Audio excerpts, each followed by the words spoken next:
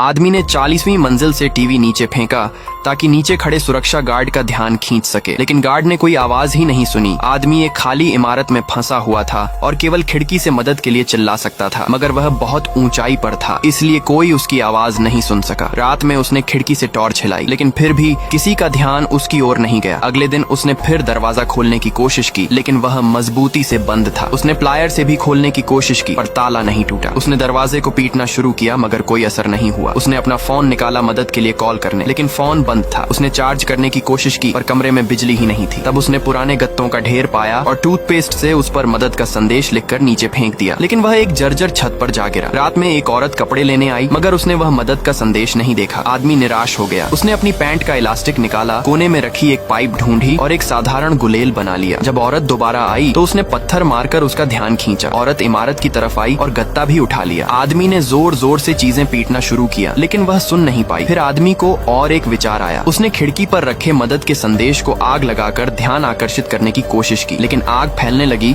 तो उसे बुझाना पड़ा। अब आदमी बहुत प्यासा था। वह बाथरूम में गया और दीवार पर लगा पानी का टैंक उतारा, लेकिन वह खाली था। तभी जोरों से बारिश शुरू हो गई। आदमी ने पानी का टैंक खिड़की पर टांग दिया ताकि उसमें पानी भर सके और एक थैला भी बाहर लटका दिया। एक दिन आदमी ने आईने से देखा कि 30वीं मंजिल की बालकनी पर रेलिंग नहीं थी। उसने चाकू से अपनी रेलिंग काटी और उसे धक्का देकर गिरा दिया। फिर खिड़की से बाहर चढ़ गया। उसने नीचे उतरना शुरू किया, लेकिन बालकनियों के बीच में कोई सहारा नहीं था, इसलिए उसे ऊपर की पत्थर की दीवार पकड़कर धीरे धीरे पैरों से नीचे उतरना पड़ा। आखिरकार वह 30वीं मंजिल तक पहुंचा, लेकिन वहां आधी रेलिंग टूटी हुई थी। उसने अपनी बेल्ट एक सरिये से बांधी और दूसरा सिरा हाथ में पकड़ा। फिर सावधानी से रेलिंग पर कदम रखा, लेकिन आश्चर्य की बात यह थी कि उस मंजिल की पूरी बालकनी हटा दी गई थी। उसे दीवार पकड़कर बहुत सावधानी से चलना पड़ा और एक मोड़ पर तो वह लगभग फिसल ही गया। वह आगे बढ़ता रहा और अंततः कांच तोड़कर अंदर घुस गया। फिर बालकनी का दरवाजा खोला, कमरे का दरवाजा खोला और आखिरकार उस इमारत से बाहर निकल आया।